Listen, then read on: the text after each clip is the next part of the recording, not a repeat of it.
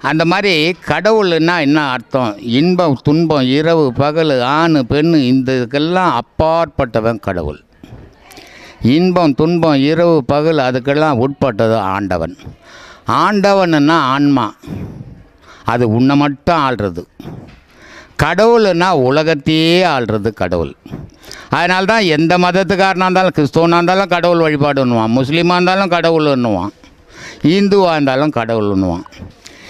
யாரும் வேறுபட்டவனே கிடையாது, எல்லாரும் மனிதன், ஒரு தாய் வயிற்றில் பிறந்தவன் தான்.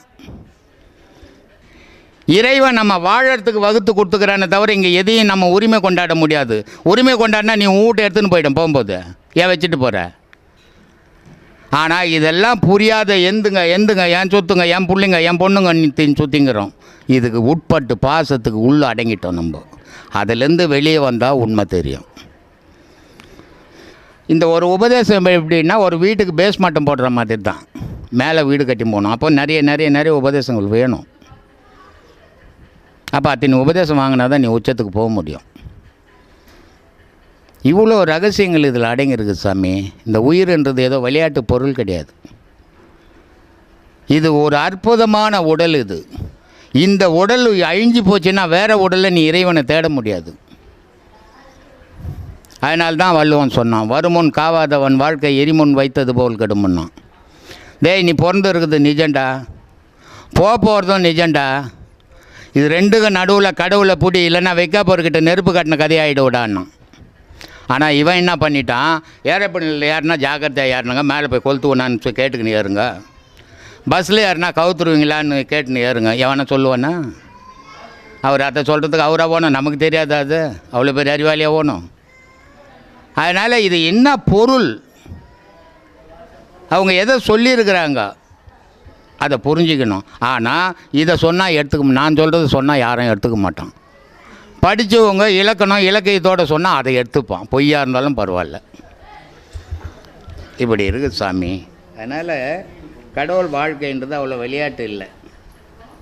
அதுக்கு சொல்கிறாரு, இந்த பாடலில் சொல்கிறாரு, எத்தொழில் செய்தாலும் ஏதவத்தை பட்டாலும் முத்தர் மனம் இருக்கும் மோனத்தே, வித்தகமாய் கதி விளையாடி இரு கைவீசி வந்தாலும் தாதி மனம் நீர் கொடுத்தேன்றார். அப்படின்னா என்ன அர்த்தம்? ஏமா அது எப்படி இருக்கும் அப்படின்னு கேள்வி கேட்டால் அதுக்கு சொல்கிறாரு, கிராமத்து பக்கம் ஒரு குளம் இருக்கும். அந்த குளத்தில் 4 பொம்பளை பசங்க போய் தண்ணி எடுத்துன்னு வரணும் வீட்டுக்கு. ஒரு குடமாக எடுத்துன்னு வந்து ஊற்ற முடியாது. குடத்து மேலே குடம் அடிப்பாங்க. அடிக்கிக்கின்னு 4 பசங்களாக சேர்ந்து கை வீசிக்கின்னு விளையாடிக்கின்னு பேசிக்கின்னே வரும், குடம் மட்டும் நழுவுறது. நம்ம சின்னது இந்த புக்கு எடுத்து தலையில் வச்ச தொப்புன்னு கீழே போட்டு கீச்சிடுவோம். ஆனால் 4 குடம் அடக்குனா கூட விழாது அந்த பொம்பளை பசங்களுக்கு. இது எப்படிடா இருக்கும் அப்படின்னா, நீ என்ன கஷ்டத்தில் இருந்தாலும் என்ன சந்தோஷத்தில் இருந்தாலும் கடவுளை மறந்துடாத. கடவுள்னு ஒன்று இல்லைன்னா நீ இருக்க மாட்டாத, ஞாபகம் வச்சுக்கோ. இது எப்படி சாமி, நான் சந்தோஷமாக இருக்கும்போது எப்படி கடவுளை கும்பிட முடியும்? கஷ்டமாக வரும்போது தானே நான் கடவுளுக்கே கும்பிடுறதுக்கு போவேன் கோயிலுக்கு.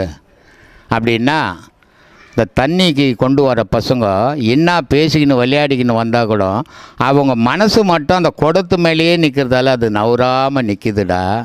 அந்த மாதிரி நீ இன்பத்தில் இருந்தாலும் துன்பத்தில் இருந்தாலும் கடவுளுன்ற ஒரு நினைவை அவங்ககிட்ட வச்சிரு அப்படின்னு சொல்லியிருக்கிறாரு. ஆனால் நம்மால் என்ன சொல்கிறான், நான் இங்கே உட்கார வரைக்கும் தாங்க கேட்பேன், போகும்போது நீ சொன்னதெல்லாம் கேட்டாண்ட கொட்டிட்டு போவேன், அப்புறம் நீயே பொறிக்கொன்னிட்டு போகிறாங்க நம்ம ஆளுங்க.